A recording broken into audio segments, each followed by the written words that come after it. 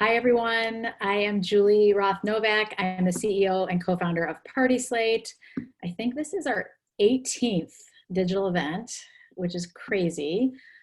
We started doing these events when COVID began, and the way we want to help the industry during these challenging times is provide as much geeky digital knowledge as possible to help you build your digital brands, your digital network, and add value in any way we can. So we've gotten tremendous feedback, and I'm really excited. This is a part 2 email marketing kind of masterclass.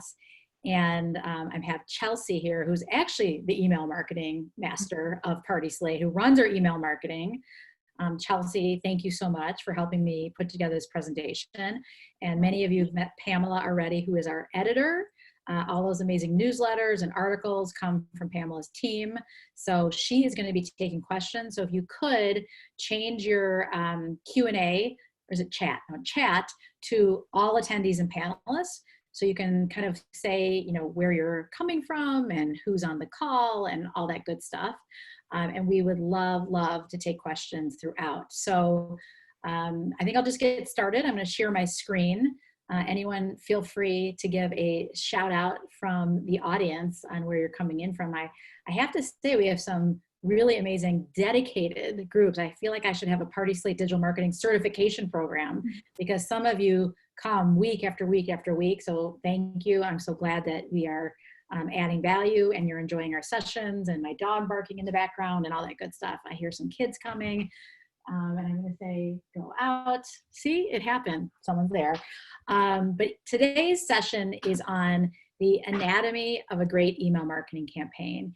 And before I jump into the topic, just to give some context setting, you know, when I started PartySlate about 5 years ago, our mission, kind of our overall vision is to build the leading event inspiration platform in the world. We got to aim high, and really provide an amazing digital marketing, very easy to use digital marketing platform for leading event professionals and venues. And what I learned very early on is digital marketing doesn't just have one component. You need to think about search engine optimization, your website, your branding, your email campaigns, and social media and editorial and all these great things. But what I learned about email marketing, and again, I knew this from 20 years of digital consulting experience working in a digital agency, is that email is so valuable because you really own the channel. You own your list. Like unlike Facebook, where they change the algorithm, all of a sudden you got tons of views and now you get 0. You know, email is something within your control. You have a direct relationship, and you've worked so hard to build these relationships with your clients and your prospects and your friendors. If you have a well-managed list and a really great platform, you can really create strong relationships through email. I know some people think about it as spam. I mean, everyone says they love the PartySlate newsletter. They look forward to it. They discuss it with their team. So you can create content that people like, and it's not spam. And so the other thing about email is it's really hand raisers. So it's people that said, I do want to hear from you. I opted in for communication. It's cost effective. So it's not like, you're paying for Instagram boosting. You own the channel. And then, you know, something that Chelsea brought up to me is you do have the ability to kind of set it and forget it on some email campaigns. And we're going to talk a little bit about those. If you set them up correctly, in the background, email can be working for you to build relationships without doing anything on your side. And so I can't emphasize enough how email marketing needs to be an important part of your mix. And if you don't have a big team, we're going to really create a simple kind of action plan for you. If you don't have a social media person, you don't have a marketing person, on how you can set up some simple campaigns that will help build your relationships and build your brand. So Pamela and Chelsea, tell me if there's questions coming in from the group, and we'll stop. But I'm going to jump right into the agenda. We're going to give, for people that couldn't be at our last email webinar, I'm going to give a quick recap of the building blocks of email marketing. Then Chelsea is going to introduce, she's the true expert, the 5 types of email campaigns. And I know many of you have great programs, so this may be review, but it's good to just kind of break it down. Then we're going to walk through the anatomy of a successful campaign, and we're going to share, of the last 5 years, all of our email marketing kind of tips and tricks and best practices. And trust me, we know that we're a technology company and we're a different structure than you are. So we don't expect your email program to be as advanced as our email program, but we have learned so much on what works and what doesn't. We want to share that with you to see if you can have any kind of nuggets of learning that you can bring to your program. And then finally, I always like to end with a very, very simple email action plan. And we are also, as we've done in other webinars, happy to review a sample email, give you feedback. We really want to help you, and we can send you an email planning template as well. So first, and again, tell me if there's any questions along the way. Let me first go into kind of a recap of email marketing, the 3 key areas. Number 1, I know this is obvious, but some people still need to do this. You need to select an email marketing platform that's very easy to use. Many people use MailChimp, Constant Contact. There's probably 30 different email platforms out there.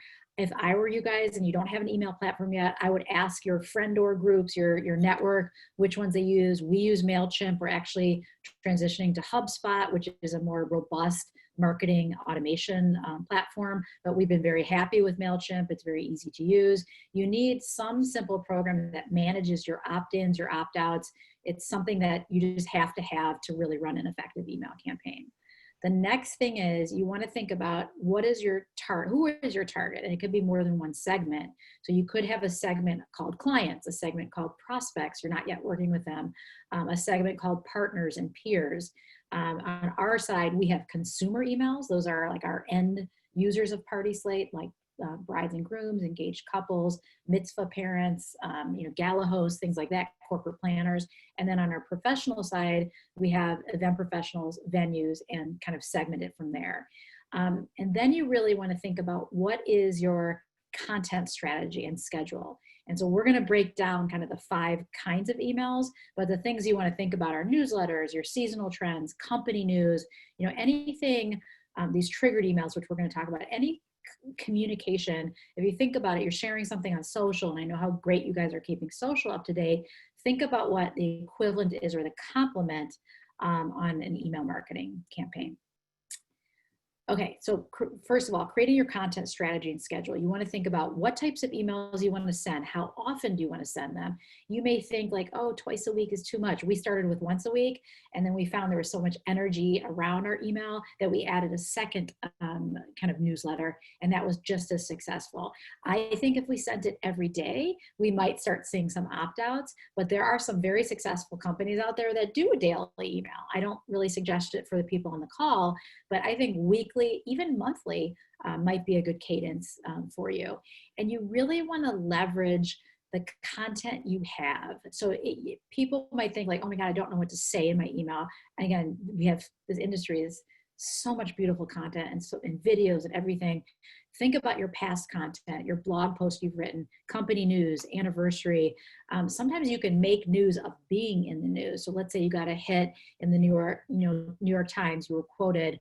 Of course, if you're in a PartySlate article, we can give you a social media badge, but you can also do a mention in your newsletter. And then anytime you get a speaking engagement, you may be surprised that people want to know, oh, I just spoke at the special event, or I just spoke at Engage. Here's a link to the recording or a little blog entry about it. So I think you can make news of things that you may not think are newsworthy. And again, if they want to hear from you, they may find it interesting. You also have to grow your list. It's one thing just collecting email addresses and business cards, but actually getting an opt-in list that is properly opted in is super, super important. There's a lot of canned spam laws and others on making sure that it's a wanted email. You can send a business-to-business email without much risk, but if it's a consumer email, meaning a client email, they need to be opted in. So ways we do this at PartySlate, and I've seen you guys do this on many websites too, is really having a pop-up on your website, having a really beautiful opt-in in your footer, use social media to recruit people to swipe up potentially to an article, and then they can opt in for email from that article. You can also have some exclusive offers. There's so many ways you can engage, but the key is you want to intrigue them enough that they want to opt in to hear from you on a regular basis.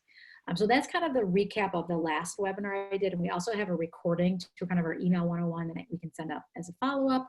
But now we're going to get kind of the 2.0 campaign. And I don't want to intimidate everyone. I know there's a lot going on in your world right now, but we're going to make it really simple to understand. Again, there's some email experts, I'm confident, on the call as well. But here's a quick recap in like kind of the basic format of all the types of emails that are kind of out there for you to use as a tool. Okay, I gotta let my dog out. I'm so sorry.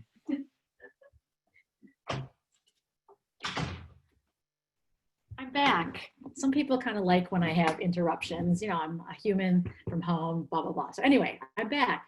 So the 5 types of email campaigns. 1, newsletters, really easy to understand. We're going to talk a little bit about newsletters. We're going to talk about each of these. 2 is triggered emails.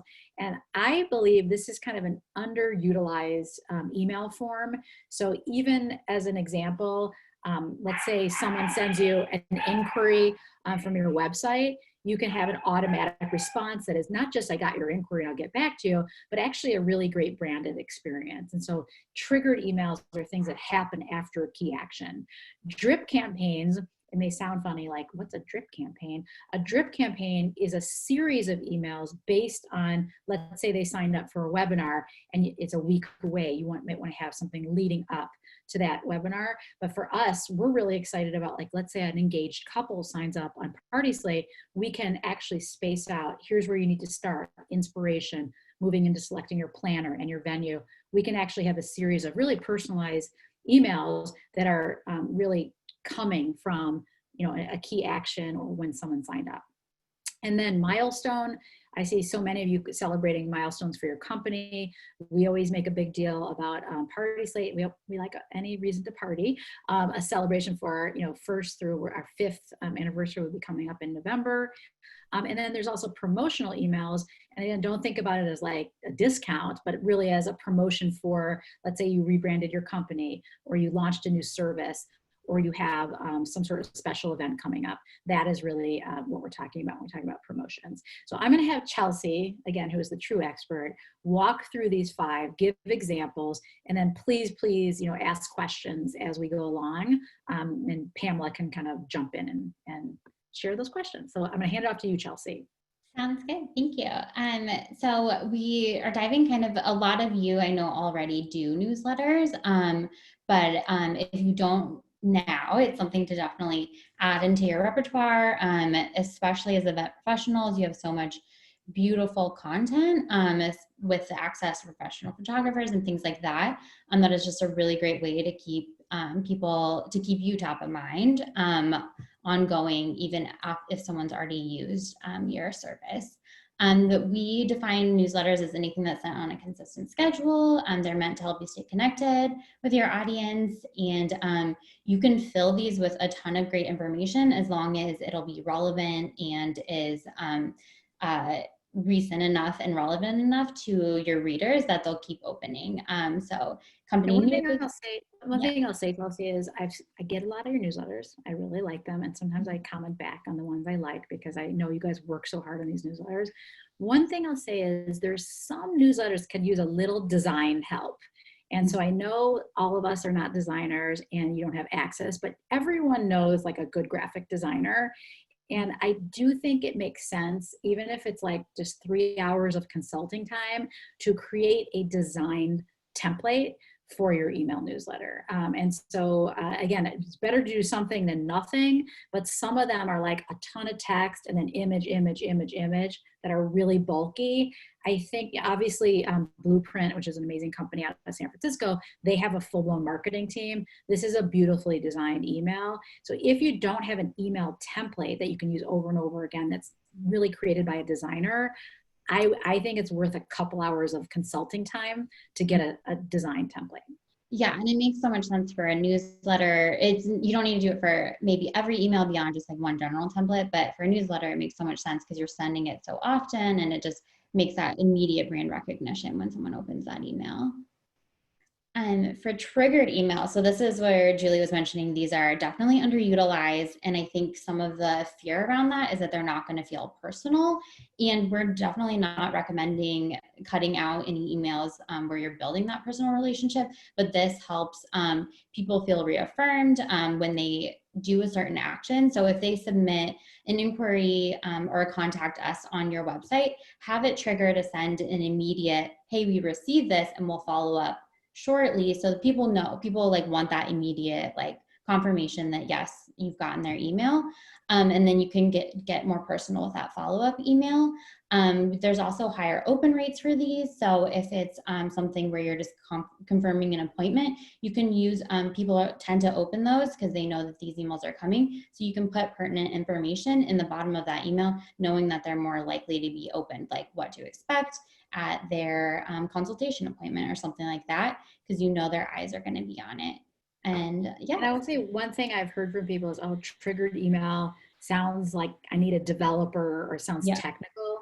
One thing I'll emphasize is that these email marketing platforms like MailChimp have made triggered emails really easy. And so if you do have questions about triggered emails after, we're happy to answer those because they aren't really hard to set up. You just have to think through what do you want the kind of the business rules to be behind them to trigger the actual emails. Yeah, they can be as simple or as complicated as you want to make them. So you can definitely start very simply, and it just kind of takes stuff off your plate that you maybe would have spent time doing otherwise.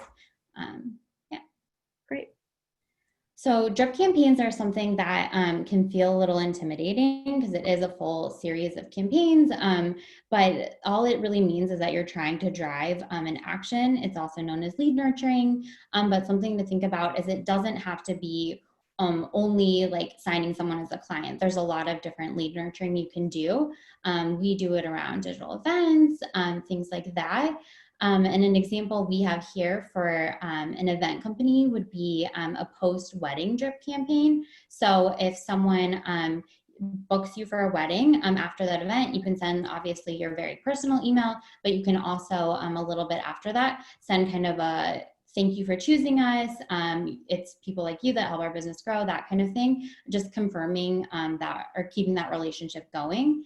And then a little bit after that, you can send a feedback form. And great thing is you can get feedback on your end, but then also within that feedback form, if they do say that, yes, they would recommend you to someone else, then you can have it trigger within this drip campaign to send them an email maybe a few days after that with a really easy forwarding message where it says, hey, we would love if you would share our company with your friend who's getting married or something along those lines. So it's just ways to think about how you can kind of have that growth loop happening without you having to manually send all three of those emails to someone and keeping track of that. So I'd be curious just to poll the audience here, how many people have tried, whether it's simple drip campaigns or any drip campaigns. And this is one thing, again, I learned through PartySlate is as you scale a company there, you can't do everything. You know, it used to be just Julie emailing everyone and we can't do that anymore effectively. So we need to scale. And I think even with your business, like if you have only 6, weddings a year, this may not be the appropriate thing, but let's say you have 30, 40, 50, thinking about remembering the cadence to ask for the feedback and to get the survey and to ask for the reference. That's something that you could automate. Again, and it looks like a personal email. It's not going to look like a form email coming to them. It's up to you how you want to design it. Yeah, this is definitely not a replacement for any of that relationship building. It's just an add-on to kind of help you do more. Great. Milestone email is pretty self-explanatory, but this is just any email that marks a specific event or anniversary. The example here is a 10-year anniversary email. It's just reminding people of all of your experience, everything that's happened, kind of thanking them for being a part of your audience. It should be short and sweet and kind of acknowledging that event. And you can do it 2 different ways where it's acknowledging something within your company as a milestone, or else if someone like a year after they used you for an event, something like that, acknowledging that a year has gone by and kind of putting you back in their consideration set again. Yeah, I think milestones are another, I mean, we are an industry about celebration and just making sure you celebrate your milestones. It doesn't necessarily need to be your anniversary. It could be some other milestone like your 100th wedding. I know we're really excited by the end of the year. We're gonna hopefully be at 1 million photos, which is crazy because I remember when I got excited about 10,000 photos that were uploaded to profile pages. And we're at a little over 800,000 now. And so we're already thinking in advance of what we can do for that milestone to celebrate that and also raise awareness of PartySlate, both to event professionals and on our other side, party hosts that are planning events. So a standalone email we also call promotional emails, and it doesn't mean a promotion like a sale. It just means that you are focused on a certain event, an objective, or maybe news that you have. So we use those terms kind of interchangeably here, but the point is that you're trying to drive some sort of specific action. So our example we have a Protege Collaborative launching a new service. They have a great reasons why it's important, and then an awesome call to action there that says learn more at the bottom. And then same with the example with the food truck there, where they have a different sort of call to action where it's actually to call the number there. But as long as you are driving to a specific action and contained within that campaign, we refer to those as standalone emails. So it's just making sure that the objective is very singular and all of your messaging focuses around that. So even though each of these are one email example, it can be multiple emails. Like if, for example, is this digital event, even though the call to action for us is that you register for the digital event, multiple emails went out with an invite, a reminder, and then a thank you afterwards. But all of that kind of led up to you joining us for this digital event. So. Great. And so those are the 5 types of campaigns. And I say if you're just getting started with your email marketing program, just getting a newsletter going, maybe a first good step. It could even be monthly. You don't have to, it is work to put these together. So I'd rather you do a good job and make it look professional and designed well on a monthly basis versus weekly if it's not going to be as effective to represent your brand. And so now we're going to talk about kind of the anatomy of a successful email campaign. Again, a lot of this will be a refresher. We talked a little bit about this earlier, but the 3 main things that you really want to do to have a successful campaign is, I know this is an obvious thing, but really determine your audience. What is your target audience for the email? Even if you're sending it to everyone, what is your primary audience? Who is it intended for? Really thinking about refining your message and what you want to achieve with the email. So what is the purpose of the email? You don't want to just send an email to send an email. And then what are your goals for the email? So you want to think about open rate, click-through rate, brand building, and really think about each email campaign as part of a bigger, digital marketing campaign and a bigger email marketing campaign. And so when you talk about determining your audience, I mentioned this in the setup, you really want to think about like who your groups of people are, who's in your network. So you have your prospects that you're building your brand, you have your current clients, which you may talk to quite, in a different tone or a more, familiar tone. And then you also have, one thing I love about the events industry is it's so incredibly networked and there's so many people that have worked together over and over again. And so you don't forget, and I know you don't, that your partners and your kind of friendors are such a valuable group to stay in touch with, because of course the referrals flow freely. Hopefully they'll be even flowing more freely as we lift out of this pandemic, but that's really what is a way to build your business. So prioritize 2 to 3 segments. And again, if you're just getting started, it's okay to have one email or one newsletter going to everyone. When we started with PartySlate's program, it was one newsletter. And now just recently we added on an event professional variation of the newsletter that goes out. I think, how often does that one go out, Chelsea? Monthly right now. It goes out monthly. So hopefully it's not too much. You can tell us. But again, that even took us time to layer out. And then eventually, and we're starting to do it now, we'll have a Chicago newsletter, a New York newsletter, an LA newsletter. So you can think through how much you want to segment. There's always this trade-off of how much time do I have to put into email marketing and what are going to be the increased results from doing a segmented email versus one email that goes to everyone. Another example is we are starting this wedding only email. We will also have a gala corporate mitzvah down the road. But again, we ourselves also prioritize how segmented our emails are. And talk about segmentation, you can also start thinking about, you'll get a much higher response rate if it's segmented, even personalized with people's name, their company name, things like that. You want to make sure you start to think through how often you should send, what's the response rate to this group, the best time to send.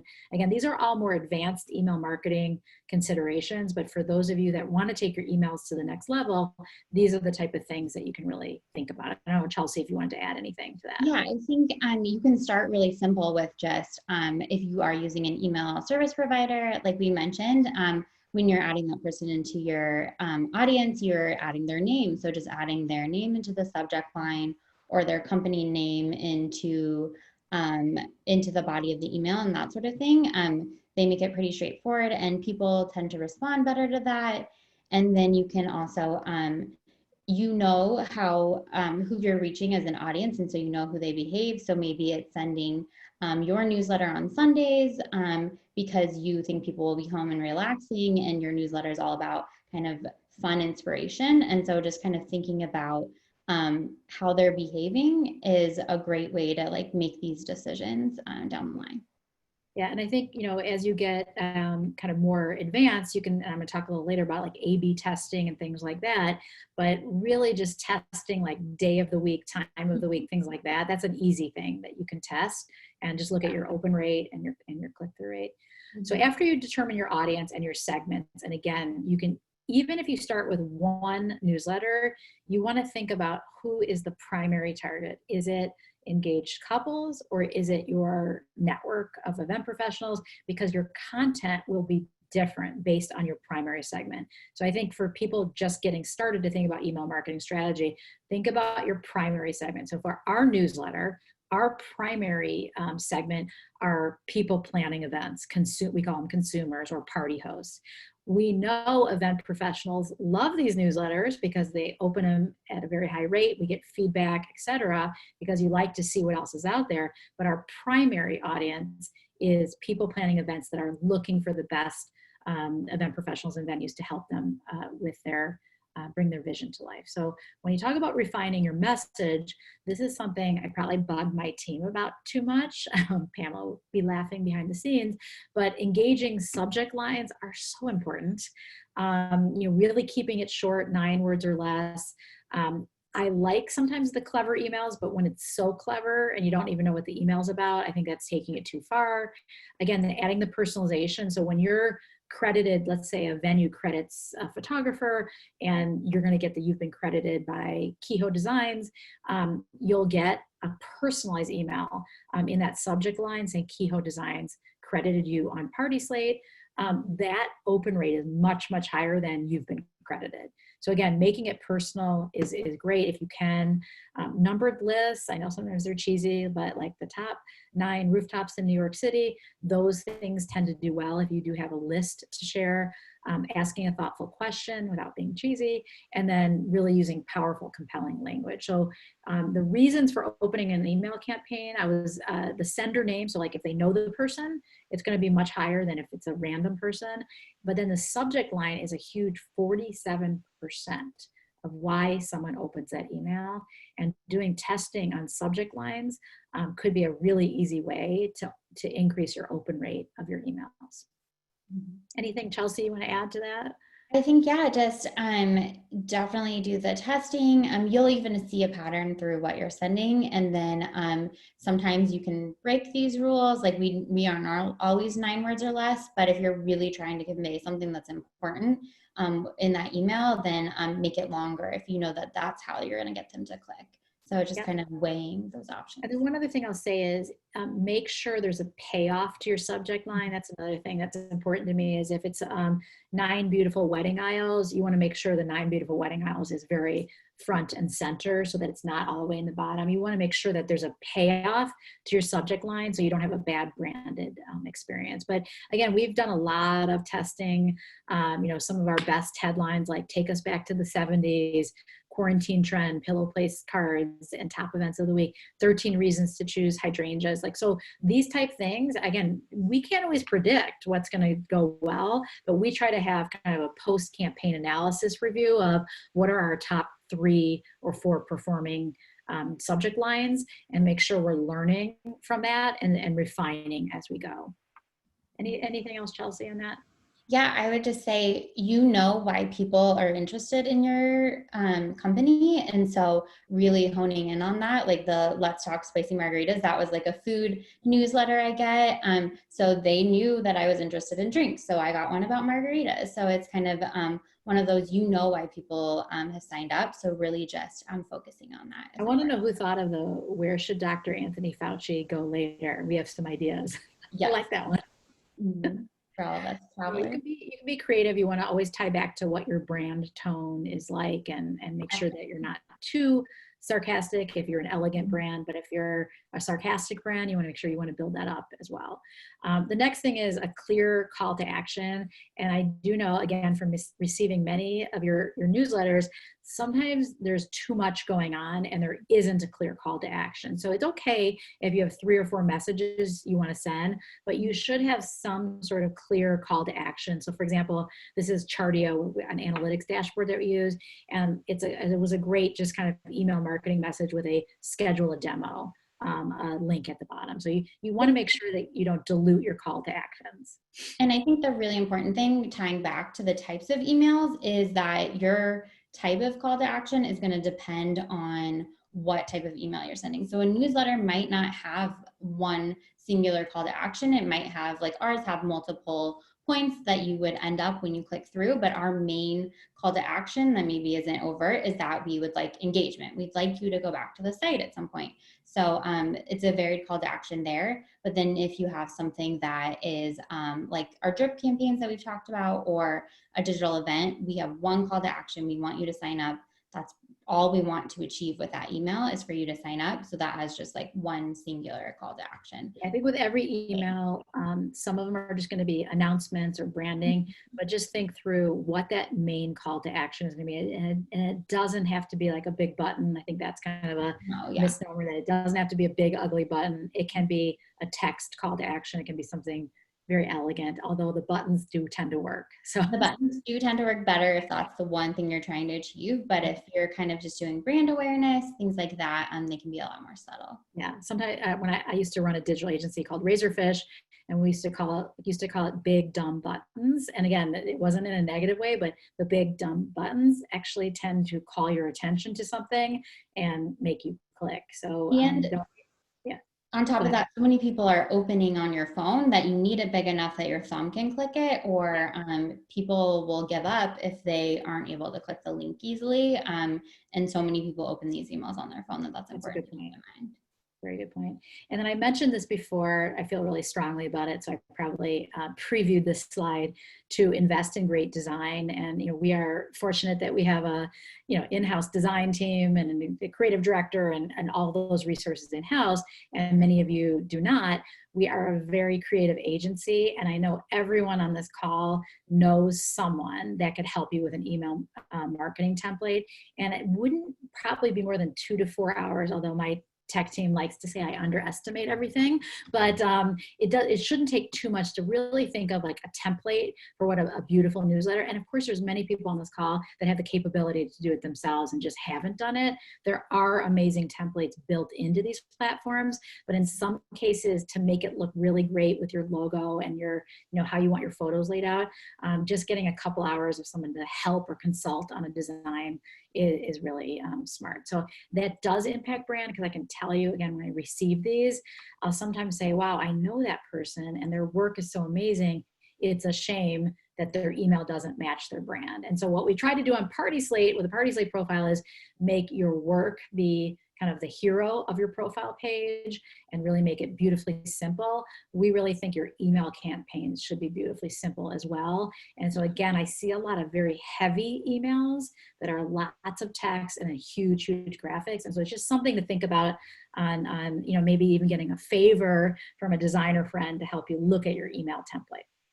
And if you're worried about your design, just err on the side of just being simpler, like you were saying, like keep Yeah. it streamlined, don't get over the top, and it will tend to already look kind of more designed just by not kind of Yes. overshooting your design abilities.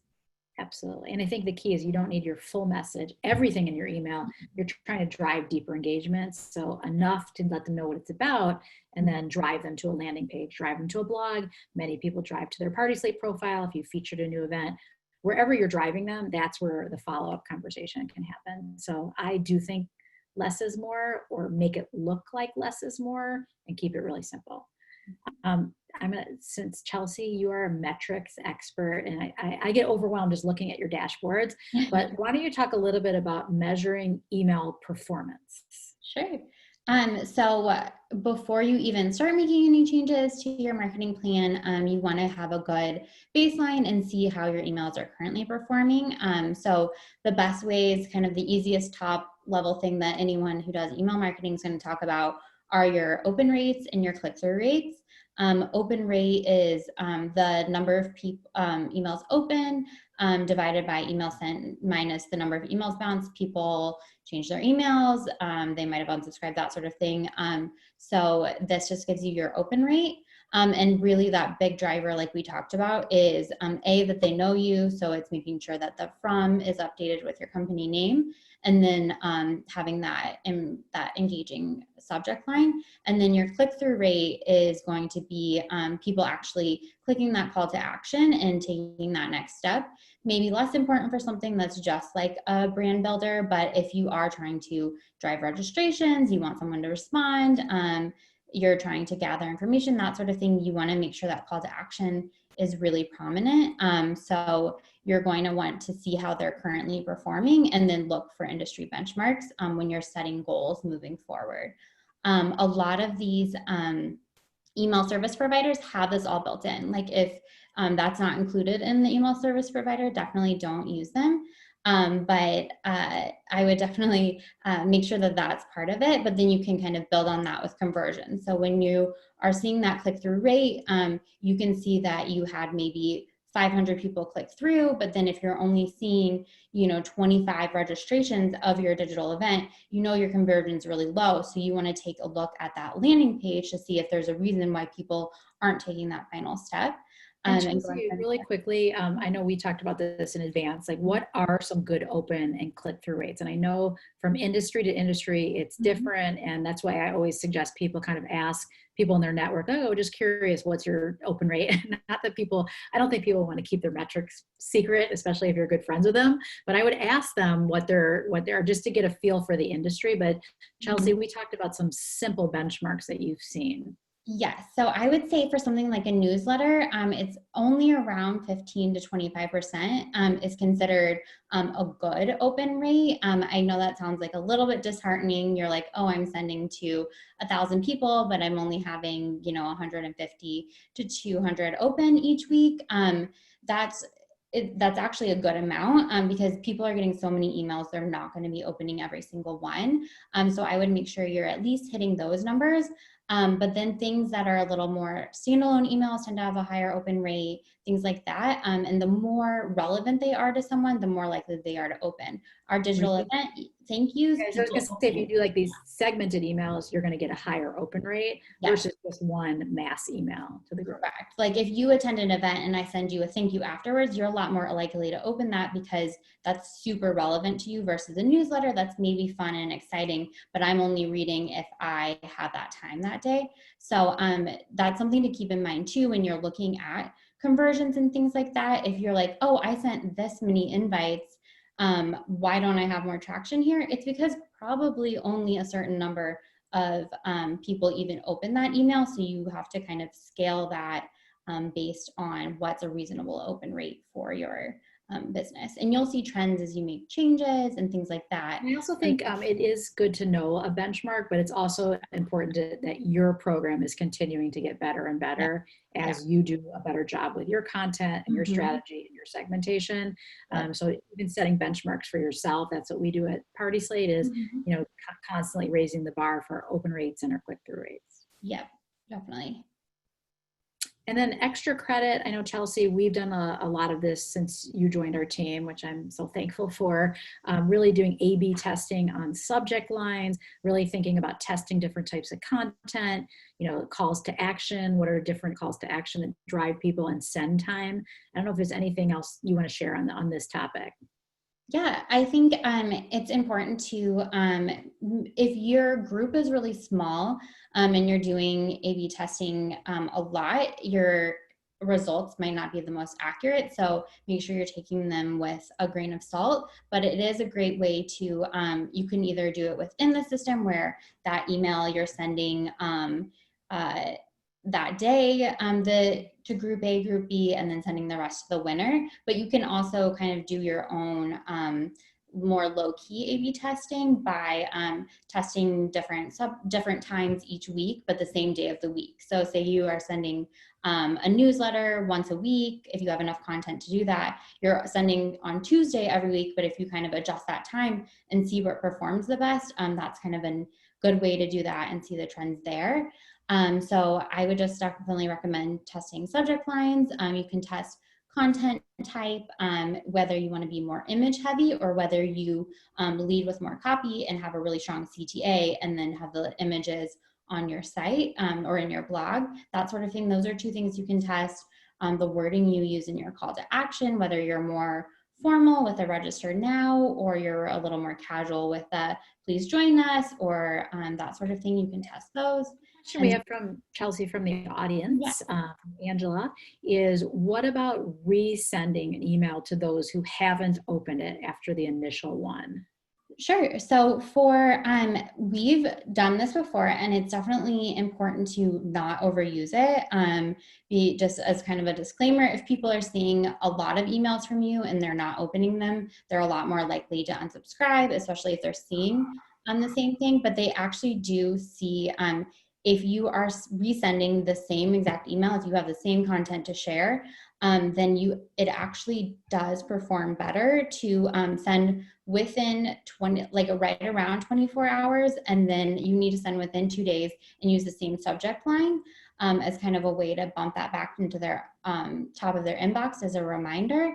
But if you kind of get outside of that window, if it's something like a registration, what I would do is resend to those people, but take out anyone who may have registered, things like that, which you should be able to do through your email service provider. So you can do that, but I would make sure you're choosing very wisely what emails you're doing that for. If it's your newsletter, like I would not recommend resending a newsletter because if someone was interested in it, then they're probably going to open it. But if it's something like you're rebranding your whole company announcement, that's something where you could try that method, or you can do a great kind of iteration of it and send a second email to anyone who didn't open that was like, hey, I think you missed that we rebranded, which is a way to make it even more relevant by resending it later. Yeah. We have two more questions.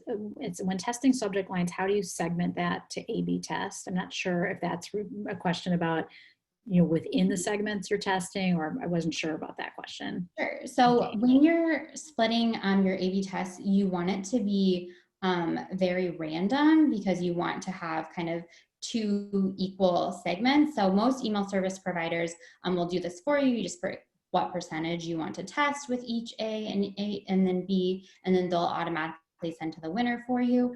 But so definitely don't segment into your, friend doors and your clients because they're going to behave differently no matter what. If you don't have an email service provider that does this for you, just honestly take your list in an Excel file and then randomly choose like 25% A, 25% B, and then send your winner to the remaining 50%. But you want it to be random. Yes. And then the other question, and I think I can answer this, have you ever done fake reply on tops? Like I think like the forward or things like that and the results you've seen.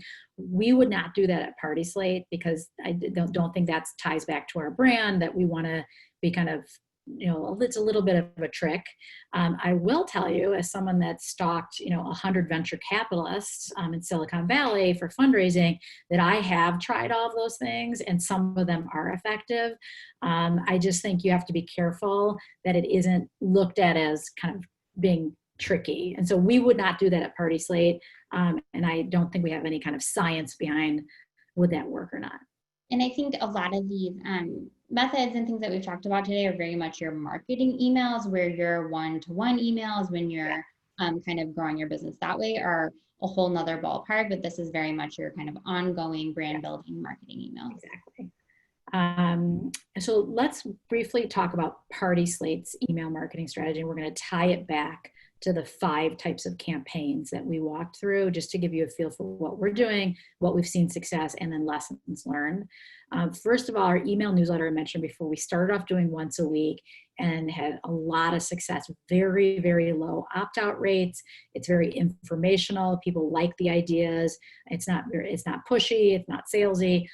We've gotten incredible feedback from really across the country and outside of the US on the newsletter. So we added a second newsletter, I think it was last year, called Top Events of the Week. So every day our editorial team is looking for events that are coming in through the profile pages, and they'll select the ones that are engaged with the most. And also, to be honest, we like that we think has something unique and memorable.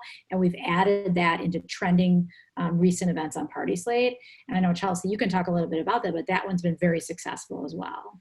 Yes, definitely very successful. And just like the fact that we're hitting 1 million photos this year, there's so much on PartySlate for people visiting, that this is just a really great way to connect people with all of the great things we have. And we do see great open rates for both of these. And Pamela, you can come back now. I know she's also on the call as a moderator, but Pamela's letter from the editor, shout out to Pamela. We can't see her. Now we can see her. That actually has a different tone. And Pamela, do you want to talk a little bit about the letter to editor? Because that's something very personal that you send out. But we always get incredible feedback on that.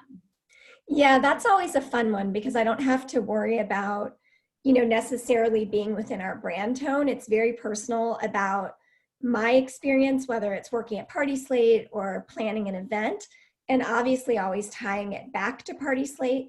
But that's a fun one to do that has a very different tone, that always gets a great response, like a great personal response, lots of forwards and replies back to me, and people sharing their own stories. So that kind of like really personal storytelling once a quarter is nets us like a whole different engagement. Yeah, and I think it's something for you to think about. Obviously, you don't each have an editor working at your company, but many of you are owners of companies, or you have heads of creative, or you have a chef. You can think about what is that personal email that can really come from the heart, that you're not going to send week after week, that could break through and really build your brand and tell a different type of story. So I just think it's a really good example of trying something new, that it was kind of from time to time, and now it's part of our regular cadence of email marketing. And then, Chelsea, when she joined us last year, one of the first things she helped us set up is kind of a drip campaign for our party hosts. And again, I talked about that before. So we have an engaged couple that comes on to PartySlate, and they give us their date and kind of what they're looking for. We send them, for example, the Let's Celebrate kind of a drip campaign right after they sign up, and it takes them right to our wedding landing page. And again, we have our concierge that can always help them find the best event professionals. But if you go down that, they can find a wedding venue that is perfect for their style, whether they're looking for outdoor hotels. They can browse wedding photos and find ideas. So wedding aisles and arches, centerpieces. You can build your wedding team. We've highlighted some of the things you look for first. And then we have some of our amazing wedding trend articles, and then also FAQs.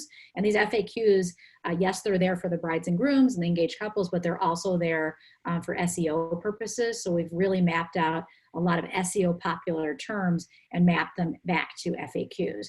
And so this is kind of part of our flow. And if I go back to the presentation, then we'll go to send them to find a venue, then we'll find a planner, et cetera. And so this is a good example of a drip campaign. It doesn't feel, pushy or salesy. It's how can we help you plan this memorable event? How can we be helpful in helping you find new ideas? How can we be helpful in helping you find the best photographer in New York? These are the things that we're really trying to be helpful. So I don't know, Chelsea, if you wanted to add anything to that. Yeah, I think the great thing is that these already do really well because they are really relevant to someone. They've opted in on their own, they've signed up for these, and then we're just kind of making that, reaffirming those benefits. So I think you can apply that to your event company and thinking about like what value do you provide? Is there a way to easily break it out where I can tell people more about my company in preparation for the like personal relationship that we're going to build together. Great. And then the promotional emails that we do, you guys get these for our PartySlate events, which have been very successful. Again, we can't wait to complement our virtual events with in-person events, which were also huge brand builders for us, and we love doing those. But now we have a very regular cadence of a promotion for a webinar, that we have the webinar, then we have the post confirmation that has the video recording. So it is a really high open rate because some people can't make it to the live, and so they watch it. We get hundreds and hundreds of people that listen to the recordings. And so this is a really good cadence. And then every once in a while, we throw in, oh, we just launched multiple cover photos for premium members. So we have promotional elements too that can be tied into kind of these email campaigns to keep reminding people of the benefits of both a free profile, but of course, how we make money is the premium membership. So the extra added value marketing white glove service that goes along with the premium membership. And so this campaign, we have learned so much from doing these digital events and the whole rhythm of doing them.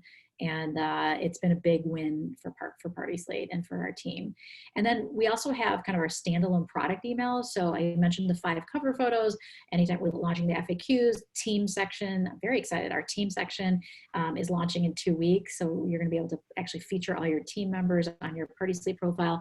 All these new things we send out in a standalone email, and it's just news. It's PartySlate news that we want you to know about. And so email is one component of our marketing mix. So, Pamela has the editorial feature. So when everything starts with the PartySlate profile, the work is uploaded to the profile page. Then we pick work to go in the newsletter, to go into our editorial. We also share to social. So we're a giant content marketing machine. And at the center, we want to promote your work and to drive them back to the profile page. And in doing so, raise awareness of PartySlate as a great resource. Hopefully they'll refer their friends and colleagues to use.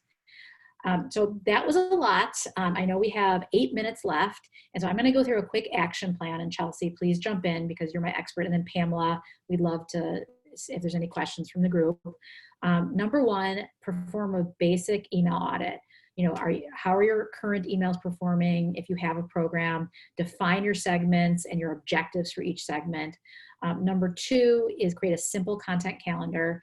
Is it going to be monthly? Is it going to be weekly? What type of content do you want to send? As we got bigger, we layered on new types of campaigns. Start with something really simple. I always say, like, some people are frozen because, like, I know I should be doing this. I know I should have a blog. I know I should have a PartySlate profile. I can't get started. I always say just start simply, like a monthly campaign, very, very clean email that communicates with your key segments, and then really examine, how your campaigns are doing. What subject lines? Just go back and look at your last 20 subject lines. Which open rate was the highest? What were the highest click-through rate? What kind of content? And then once you feel more confident in a basic email program, then you can use these techniques to start thinking about drip campaigns, triggered campaigns, and other things that will actually automate some of your email marketing efforts. How did I do, Chelsea? Did I miss anything? Oh, you did great. I learned from you, the expert. Yeah. No, I think the big thing for me is just you need to know how you're doing right now in order to get better. So I think taking that time to see how it's currently performing. If you reach out after, we have an email resource guide, which helps you kind of lay out your objectives, what you want your goals to be, and that sort of thing. So I think it's helpful to see it all in one place because you can easily just shoot out an email here and there, but seeing that trend and how things do over time is the best way to get better at it. Yeah, so we did create an email strategy template that we can send to you. We are happy to review an email. If you send it to us, Chelsea will give you her honest opinion of your email template. And then we're also, again, happy to help you with your PartySlate profile. If you already have a profile, we're happy to review best practices with you on a call or get you started with a free profile if you don't have one yet. It takes about 15 minutes. It's very easy. You can actually just click on partyslate.com/pro. It's the upper right corner on our website, and you can get going there. Our next digital event, and then I'm going to take questions, is I'm very excited about this. This is our second focus on virtual events. Last one we did one on hybrid events, mixing in-person and virtual events. We are going to be having an amazing panel of event professionals. They're going to talk about what is new with virtual events and how you can, use them to complement your in-person events, or even if you're going to skip like gala or corporate event, skip a year, how you can use some of the newest technology and innovation to create some fresh experiences for your audience. And that's next Tuesday. So Pamela, what questions do we have? Did I miss? All right, so are you able to share any of PartySlate's findings regarding days of the week that we've tested and experimented with, and open rates around that? Sure. So we currently, I haven't been here for super long, so we did have kind of a cadence of when we send them. But we do see, we like to send during weekdays because we know that people are more likely to respond kind of to brand things during the weekday. But honestly, your email service provider can choose the best time for you based on the consumer a lot of time. So that's one way when you have a smaller group. But I would say days of the week has honestly gotten less important because people are always on their emails. So you can test it, but you actually might not see a big swing. And it's really that subject line that's become even more important with the volume of emails you're getting and people having their phone alerts always on. It's that subject line that's catching their eye and not necessarily the time that you send it. But so we probably have more testing to do on that to see if that's. And remind me, I should know this, but when did our 2 emails go out? So we send on Wednesdays, we send the top events of the week. And then on Thursdays, we send our newsletter. Okay. So, yeah, and I think what I have heard, at least if you're promoting webinars and others, like Friday, end of day may not be the best time. Sure, yeah. That said, with, coronavirus and people in isolation, I don't know where people are running off to, but people could be driving away for the weekend or whatever, and it may not be the best time. So we do stick to, our main emails go out Monday through Thursday. It's a general rule of thumb. And there's something nice about the consistency that know that on Tuesday you get this and on Thursday you get this. Yes. And we do see like our consumers, we stick within those hours, but professionals kind of always pay more attention. So we have a little more flexibility with them. Yeah. And I would say also just make sure you have a clear call to action to sign up for your email newsletter. I think that's one thing I mentioned before. So some of you have it really buried on your site, and making that really easy to sign up is really important. So 2 more questions. One of them on the call to action that you just mentioned. Are there any resources that either of you have worked with for designing the button graphic? If you already have like a nice template, but you want to experiment with using a button, are there resources you can recommend that you've tried? I don't know anyone. I mean, what I've seen people use is the templates within the email provider. So I don't think you need to get super creative with what the button looks like. It's more about, is it a clean design and the words on it? I think that's more important than the actual design of the button. You just want to show that value with what you're saying. So whether make it clear and like value adding. Great. And then last question. So subject line best practices, thoughts on caps, thoughts on emojis. Don't yell at people in all caps. So if you have something that's really important, like maybe tomorrow or something like that, urgency does help. So but only if it's true urgency. So like if they really do only have 24 hours left to sign up for an event, you can play at that urgency. But if it's like an open now and they open now and it's just your newsletter, then you might kind of set up that like false expectancy. So definitely use caps very sparingly.